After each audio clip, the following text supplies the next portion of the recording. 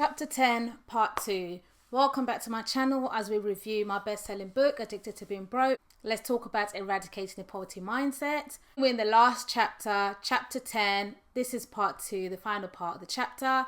The chapter is titled 0 to 100, referring from no money to £100, which is considered to be a small amount, but in the beginning of the book, the research showed that up to 22% of UK adults have less than £100 in savings. We continue with mental health. So in this chapter, I write about your mental health, looking after your mental health, and understanding that your mental health status can change so much just in one day.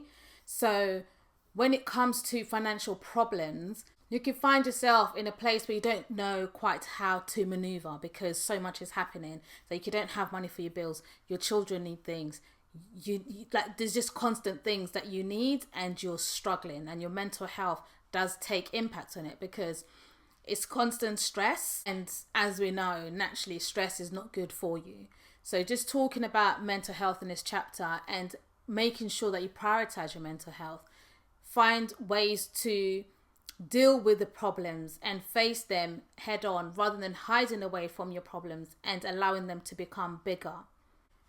Sometimes doing the right thing is not always the easy thing to do, but understanding the outcome will help you and put you in a better situation. It's best to go through with that hard decision so that you can allow yourself to continue to grow. So for me, in this book, in this chapter, I really sort of touch on my faith, and I'm so grateful that I had faith in God to continue to carry me through the difficult times, because sometimes it can feel really lonely because you don't know who to talk to, you don't know how to start the conversations or where to start the conversation. But in prayer, I was able to find peace.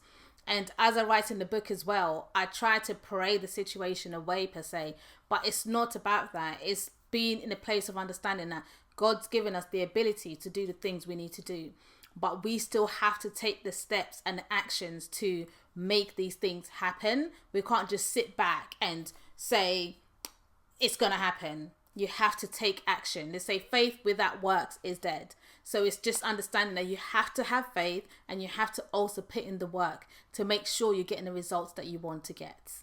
There's a situation that I write about in this chapter. I was at work at this point. I was on phone duty. So with the job I was doing, there's times where you have to be on the phones to answer calls.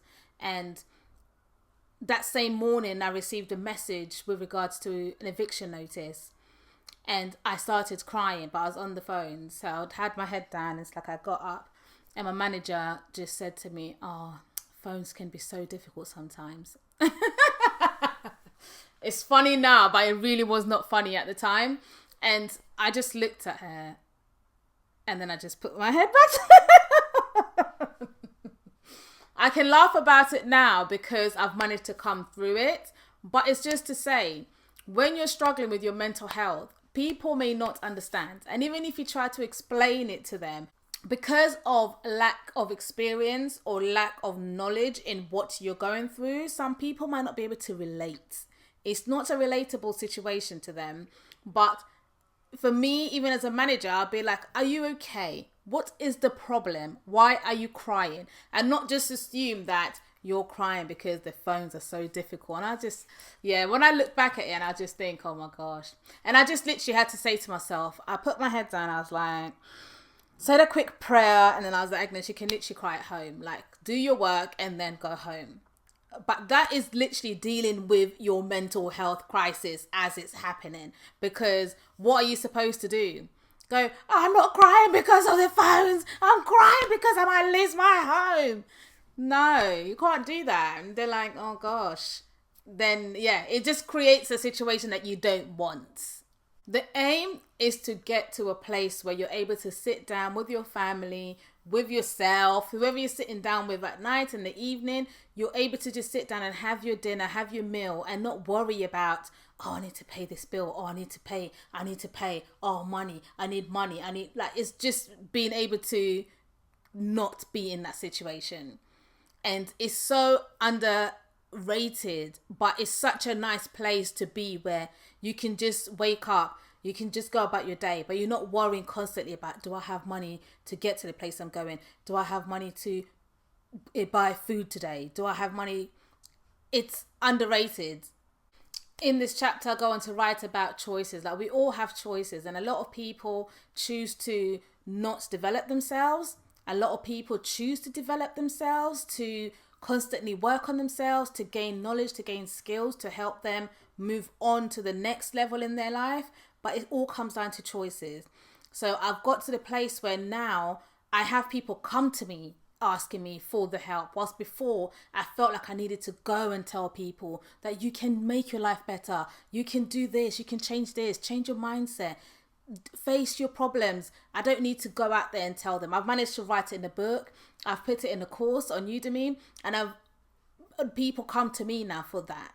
Whilst before, I'm telling you, I just used to want everyone to win, but not everybody is in that place, in that mindset to want change. So being able to understand that, it really is wisdom. And in writing this book, I wanted to just be able to have better conversations.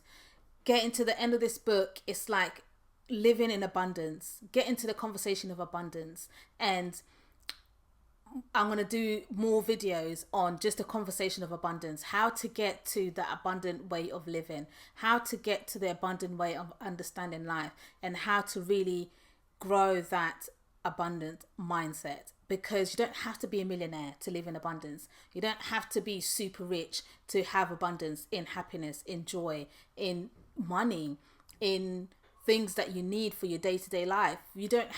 It's not about money, it's more to do with your mindset. So being able to get to that place is part of this journey. Being motivated and motivating others is a core part of me. I am a solution-based person. So when people come to me with problems, we work out the solution. That's just how I am. Maybe I'm not the best person to come and share your problems with if you just want to share it and continue talking about it. But obviously for my friends and family, I'm there to do that. But it's all about finding ways to improve whatever the problem is, to resolve whatever the problem is. So being in that mindset and constantly having that mindset switched on is what allows me to continuously grow and continuously find ways to help other people.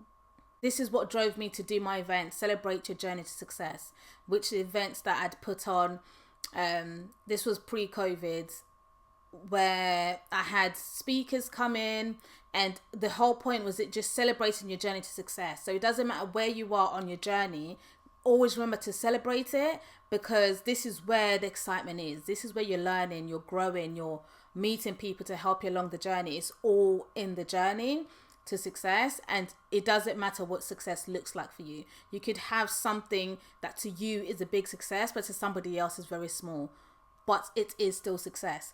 Somebody who's always had money would never appreciate being able to get to a place where you're saving £100.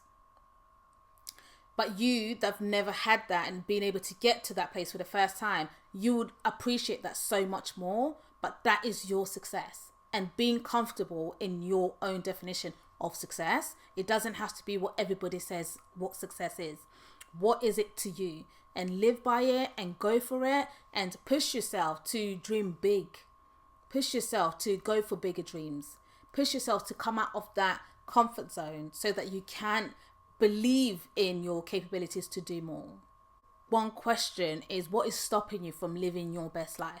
What is stopping you from changing your situation and going after the dreams that you've had for so many years? What is stopping you from going for that calling that you believe deep inside, that you've been called to do this thing, but you don't do it? You don't know where to start. But what's stopping you from taking the first step? Think about it. Think about it, and don't let your life go by and you're not doing the things that you believe in yourself you should be doing.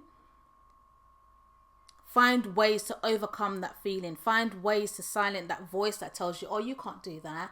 This is not your time. It's not going to work out for you. Silence that noise and just take small steps. Break that big goal into small steps. We've spoken about this throughout the book, throughout my videos.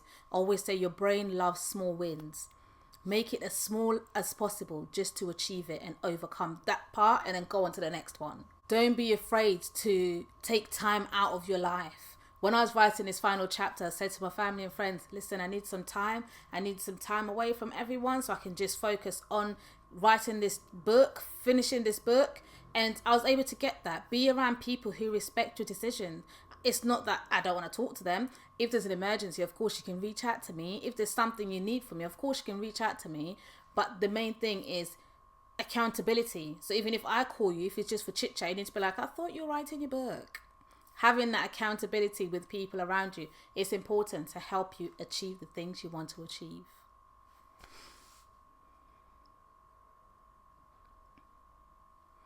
And when you find yourself doing different things, like in my immediate circle, no one's written a book, so therefore I can't really go to them for advice.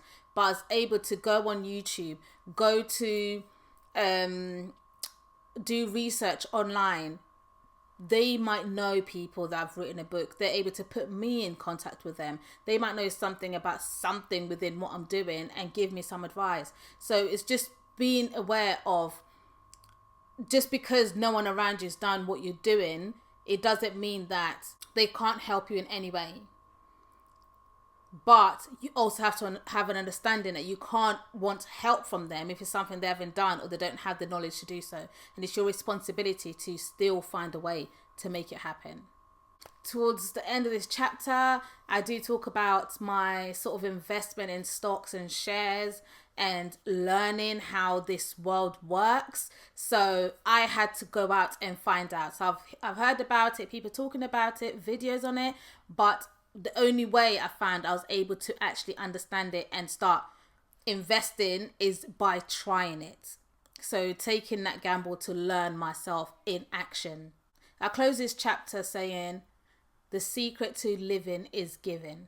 So finding ways to be able to give, whether you're giving your time, whether you're giving some money, just being in a place of giving to your church, giving to charity, giving to your friends and family, being able to give something. And for a while, about 4 years, I used to do a Tuesday motivation, which for me was a form of giving. Being able to give someone encouragement in the morning made me feel motivated and encouraged as well, knowing that I've helped just one person. Thank you guys for joining me on this journey. That's the end of the book review. I will continue with more videos. As always, if you have any comments, do put them in the comment section below so that we can have that discussion. Subscribe to my channel, do subscribe and join the community, and I will see you on my next video.